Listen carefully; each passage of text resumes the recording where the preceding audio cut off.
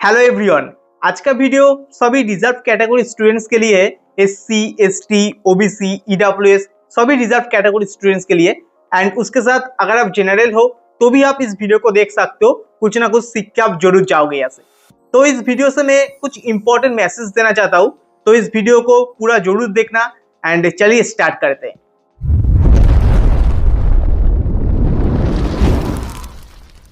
सबसे पहले एक बात को आपको ध्यान में रखना चाहिए, आप जनरल कैटेगरी का स्टूडेंट हो और रिजर्व कैटेगरी का स्टूडेंट हो, आपको जो फर्स्ट प्रायोरिटी होना चाहिए वो है जनरल जो कट ऑफ है उसको बीट करने का। मैं इसको क्यों बोल रहा हूँ, इसका एक दो रीजन है। फर्स्ट, अगर आप जनरल कट ऑफ का क्रॉस करने का टारगेट लोगे तो आपको एक अलग से एक्स्ट्रा कॉन्फिडेंस मिलेगा। अब बोलो क्यों? अगर मैं ओबीसी हूँ, मैं एससी हूँ, मैं एसटी हूँ, हमारा कट ऑफ तो बहुत लो होता है क्योंकि एससी का कट ऑफ 530 के आसपास शायद इस साल जाएगा। मेरा वेस्ट बंगाल स्टेट के मैं बात कर रहा हूँ। तो आपको लगेगा मैं 530 जो अगर टारगेट लूंगा तो मैं आसानी से उसको क्रॉस कर पाऊंगा। बट मैं इसको क्यों बोल रहा हूँ आपको 650 के आसपास टारगेट लेना है? इसका एक मेन जो रीजन है वो है कॉन्फिडेंस। अगर आप 530 के आसपास टारगेट लोगे तो आप देखोगे आप 450 के आसपास स्कोर कर रहे हो नीट में। बट अगर आप 650 के आसपास आप टारगेट लोगे 650, तो आप नीट में जाके आप 600 के आसपास स्कोर करोगे। क्योंकि ऐसा कभी नहीं होता है आप जो टारगेट लोगे वही आप स्कोर करोगे, ऐसा बहुत रेयर केस होता है। जैसा मेरा टारगेट था 675 प्लस, क्योंकि मैं कल्याण एम्स में पढ़ना चाहता था, तो मेरा 675 टारगेट था। बट मैं स्कोर कितना किया? 643। हाँ, मैं 648 स्कोर किया था, -5 हो गया एटम वाला क्वेश्चन में, तो वो छोड़िए। मैंने कितने स्कोर किया? 643। तो देखिए 675 मेरा टारगेट था, मैं 643 में आ गया। तो ऐसा ही होता है, अगर आप ज्यादा टारगेट लोगे बट आपका स्कोर उतना ज्यादा होगा नहीं, आपका स्कोर उससे बिलो होगा। तो इसीलिए आपको एक्स्ट्रा कॉन्फिडेंस के लिए ना आपको ज्यादा ही टारगेट लेना है पहले। एंड इसके साथ सेकेंड जो होता है माइंडसेट। देखो, नीट का जो गेम ना है बिल्कुल ही माइंडसेट का गेम है। आप जितना ज्यादा फोकस रहोगे, जितने ज्यादा कॉन्फिडेंट रहोगे एंड जितना ज्यादा आपका माइंडसेट क्लियर होगा मुझे नीट को ही निकालना है एंड नीट को ही जो जनरल कट ऑफ है उसको टारगेट करना है, देन आप उतना ज्यादा एफर्ट देना चाहोगे। तुम सोचो ना, अगर तुम्हारा टारगेट 600 होगा ना तो तुम 600 की तरह ही सोचोगे। अगर आपका टारगेट 650 700 होगा तो आप 700 के आसपास जाने के लिए सोचोगे।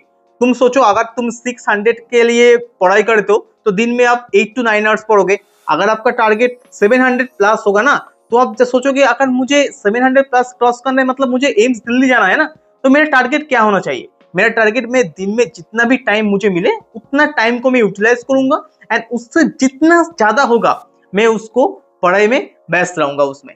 तो ऐसा ही होना चाहिए ना। तो ये जो दो गेम होता है ना, कॉन्फिडेंस एंड माइंडसेट, ये दोनों ही अगर आप जनरल कट ऑफ को टारगेट करोगे तभी आपका अंदर डेवलप होगा। बट अगर आप रिजर्व कैटेगरी का जो टारगेट है उसके तरह सोचोगे तो ये जो जो माइंडसेट एंड जो कॉन्फिडेंस, ये दोनों ही आपके पास उतना नहीं होगा। नेक्स्ट जो आता हूँ, रिजर्वेशन इन काउंसलिंग। देखो, मैं ऐसा नहीं बोल रहा हूँ आपको रिजर्वेशन का कोई फायदा नहीं उठाना है। आपका जो रिजर्वेशन का फायदा वो काउंसलिंग में जाके उठाना है। आप सोचो ना, अगर आप जनरल कैटेगरी का स्टूडेंट हो और आप इस साल 640 स्कोर किया हो तो आपको लोएस्ट, मतलब जो लोएस्ट रैंक वाला जो मेडिकल कॉलेज होता है ना, वही कोई एक मिलेगा इस साल। अगर आप ऑल इंडिया के लेवल पे देखोगे एंड आप स्टेट लेवल पे देखोगे तो 635 के आसपास जो कट ऑफ हुए मेरा वेस्ट बंगाल में, तो आपको सबसे लोएस्ट जो रैंक वाला जो कॉलेज है उसको मिलेगा। बट अगर आप 640 स्कोर किया हो बट आप एससी हो, एसटी हो, ईडब्ल्यूएस हो, ओबीसी हो, कोई भी कैटेगरी का हो, अपना कैटेगरी के हिसाब से आपको और अच्छा कॉलेज मिल सकता है। तो ये जो फायदा है ना, ये आपको काउंसलिंग में जाके उठाना है।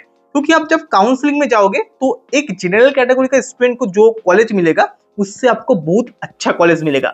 एंड इस फायदा को आप एम्स में भी उठा सकते हो। अगर इस साल अगर कोई 665 670 वाला स्टूडेंट जो नॉर्मल स्टेट का जो टॉप कॉलेज है वो टारगेट कर रहे हैं, बट अगर आप 650 670 पे हो एंड आपका पास कोई एससी का ईडब्ल्यूएस का कोई कैटेगरी का है आपके पास सर्टिफिकेट, तो आप बहुत अच्छा एम्स भी टारगेट कर सकते थे ना। इस साल 670 के आसपास आपको एम्स भुवनेश्वर भी मिल सकते थे एससी कैटेगरी में। तो मैं यही बोल रहा हूँ, आपके पास बहुत ज्यादा अपॉर्चुनिटी होगा आपको काउंसलिंग में जाके। तो ये जो रिजर्वेशन का फायदा है ना, ये हमको काउंसलिंग में जाके उठाना है। एंड अभी हमको मेन जो जनरल कट ऑफ है उनको लेके चलना है। अगर आप जनरल कट ऑफ 650 के टारगेट लोगे तो आप देखोगे आप 600, 620, 630 तक जा पाओगे एंड लास्ट में जाके काउंसलिंग में आप उस 620 से बहुत बढ़िया कॉलेज ले सकते हो।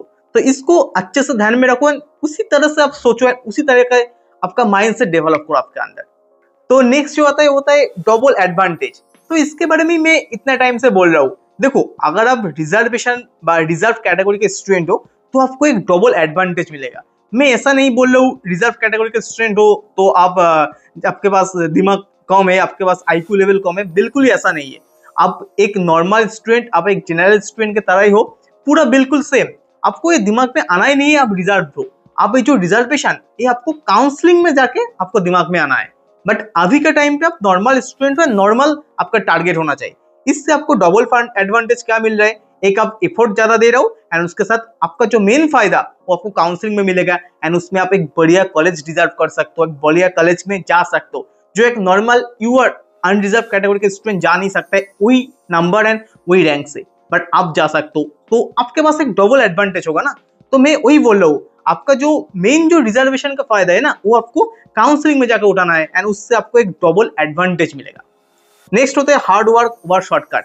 ये जो रिजर्व कैटेगरी वाला स्टूडेंट है ना, इसको एक हमेशा इसका दिमाग में एक चलता है कि हमें तो 650 तक जाना नहीं है, हमको सिर्फ, अगर मैं एससी कैटेगरी का स्टूडेंट, मेरे को 630 के आसपास जाना है, सॉरी 530 के आसपास जाना है एंड मैं ईडब्ल्यूएस का हूँ तो मुझे 590 600 तक जाना है। मैंने मतलब इस साल का जो कट ऑफ है उसी रिगार्डिंग में बोल रहा हूँ। बट आप सोचो ना, अगर आपका टारगेट 530 600 है तो आप उतना हार्डवर्क नहीं दोगे ना, आप एक शॉर्टकट की तरह जाओगे। ये हमें जैसे भी करके उतना स्कोर करना है तो आप उसी हिसाब से कैलकुलेट करने बैठोगे एंड आप सोचोगे बायोलॉजी में मुझे जैसे भी करके 300 क्रॉस करना है, फिजिक्स में जैसे भी करके मुझे 120 क्रॉस करना है एंड उसके साथ में केमिस्ट्री में भी 120 क्रॉस करूंगा एंड उसके साथ 3 और 540 स्कोर हो जाएगा एंड आराम से मैं एक अच्छा मेडिकल कॉलेज में जा पाऊंगा। आप ऐसे सोचोगे, बट आप सोचिए ना, इससे आपकी जब आप फिजिक्स में 120 टारगेट करोगे आप उसी हिसाब से अपना एफर्ट दोगे, बट आप फिजिक्स में 160 150 160 टारगेट लोगे ना तो आप उससे बहुत ज्यादा सोचोगे एंड उससे आप बहुत ज्यादा एफर्ट दोगे ना। मैं यही आपको समझाना चाहूंगा कि ऐसा नहीं होता है। आप जितना बड़ा टारगेट लोगे उतना आप ज्यादा हार्डवर्क करोगे। हमारा दिमाग ऐसे ही होता है ना भाई।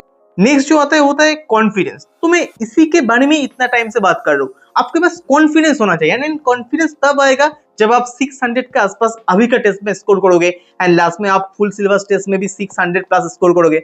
अभी बोल रहे होगे भाई 600 में से कॉलेज नहीं मिलेगा, बट आपको पहला टारगेट 600 ही होना चाहिए। देन 600 से आपको इंक्रीज करना है मार्क्स, दे 650 660 670 700 तक जाना है एंड आप अगर 700 प्लस हो तो आप ये वीडियो नहीं देख रहे हो मुझे पता है।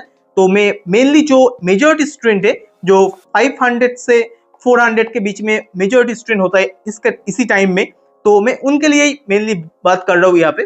तो आपको पहला टारगेट आप 600 होना चाहिए। जब आप 600 के आसपास स्कोर करोगे तो दिन आपका टारगेट 10 मार्क्स करके बढ़ेगा। अब ऐसे नहीं आप 600 में अभी हो और नेक्स्ट टेस्ट में आप 650 चला जाओगे, ऐसा कभी नहीं होगा। आपको धीरे धीरे जाना होगा ना। तो मैं इसीलिए बोल रहा हूँ कि आपका कॉन्फिडेंस बूस्ट होना चाहिए एंड कॉन्फिडेंस तभी आता है जब आप टेस्ट में मार्क्स अच्छा स्कोर करते हो। तो आप इसी हिसाब से चलोगे तो एंड एक अच्छा खासा क्लियर माइंडसेट होगा आपके पास, तो आप एक बढ़िया स्कोर कर सकते हो। फाइनल में जाके आप 650 के आसपास आप जरूर स्कोर कर सकते हो। आपका माइंडसेट एंड आपका जो कॉन्फिडेंस ये दोनों ही बूस्ट होना चाहिए अभी का जो प्रिपरेशन है इसी टाइम में। एंड जनरल कैटेगरी का स्टूडेंट के हिसाब से आपको सोचना चाहिए। आपको किसी भी तरह से आपको जो नॉर्मल जो रिजर्व कैटेगरी का स्टूडेंट है उनके तरह सोचना नहीं है, तभी जाके आप एक बढ़िया स्कोर कर सकते हो।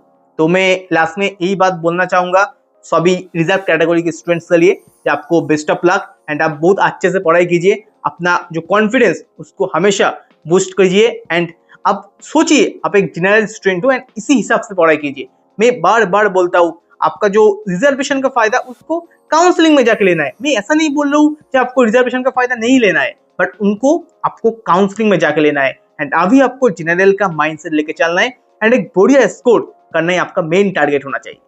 तो अगर इस वीडियो को अगर आपको सही लगे एंड इसको इन्फॉर्मेटिव लगे तो इस वीडियो को लाइक कीजिए, शेयर कीजिए एंड चैनल को जरूर सब्सक्राइब कीजिए, क्योंकि अगर आप सब्सक्राइब करते हो तो मुझे भी अच्छा लगता है एंड नेक्स्ट वीडियो बनाने का मोटिवेशन मिलता है। तो all the best, I catch you on the next one, good bye.